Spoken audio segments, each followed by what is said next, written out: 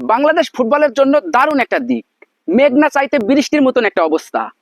যে ব্রাজিলের সঙ্গে একটা যে কোনো দেশ খেলার জন্য মুখিয়ে থাকে, সেই ব্রাজিলই বাংলাদেশকে প্রস্তাব দিল যে বাংলাদেশের বিপক্ষে ম্যাচ খেলার।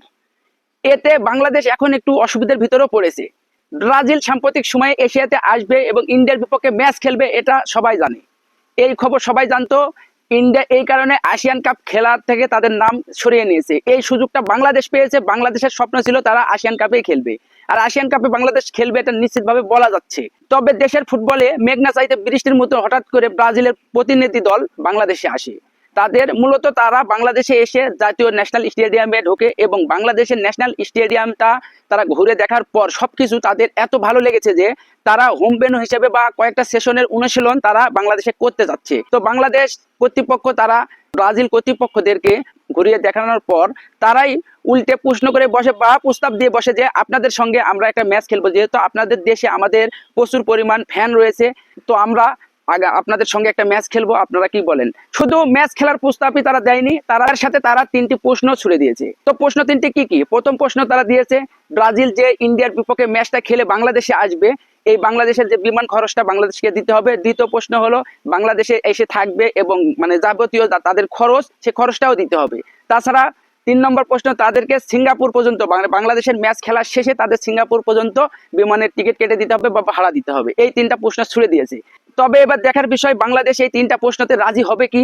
রাজি হওয়াই ভালো, কারণ বিশ্বমানের 5বারের বিশ্ব চ্যাম্পিয়ন ব্রাজিলের সঙ্গে বাংলাদেশ হামজা দেওয়ান চৌধুরীরা যদি খেলে তাহলে দেশের ফুটবল কতদূর এগিয়ে যাবে আপনি কি একবার ধারণা করতে পেরেছেন? বাংলাদেশ মেঘনা চাইতে বৃষ্টি পাচ্ছে, তো এই সুযোগ কোনোভাবেই বাংলাদেশ হেলায় হারাতে চাবে না। বাংলাদেশ ব্রাজিলের সঙ্গে খেলবে। শর্তটা একটু কঠিন হলো, বাংলাদেশের কাছে তেমনটা কঠিন না। তবে ব্রাজিলের সঙ্গে খেলার ভিতরেও বাংলাদেশের একটা প্রবলেম রয়েছে। বাংলাদেশ আসিয়ান কাপে খেলবে, এই ইভেন্টটা শেষ করে বাংলাদেশের ফুটবলাররা তারা ঠিকঠাকভাবে 2-1 দিন মানে সময় পাবে না বসে থাকার।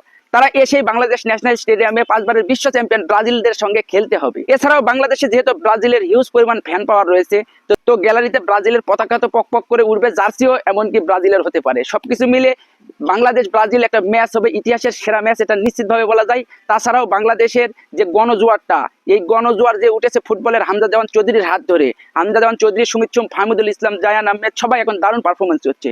সবকিছু মিলে ব্রাজিলের সঙ্গে যদি বাংলাদেশ খেলে, আর বাংলাদেশকে খেলা উচিত, কারণ এত বড় সুযোগ আর কোনো সময়ই দেশের ফুটবল পায়নি। তো দেখা যাক শেষ পর্যন্ত যদি বাংলাদেশ যদি ব্রাজিলের সঙ্গে খেলে ভালোই হবে।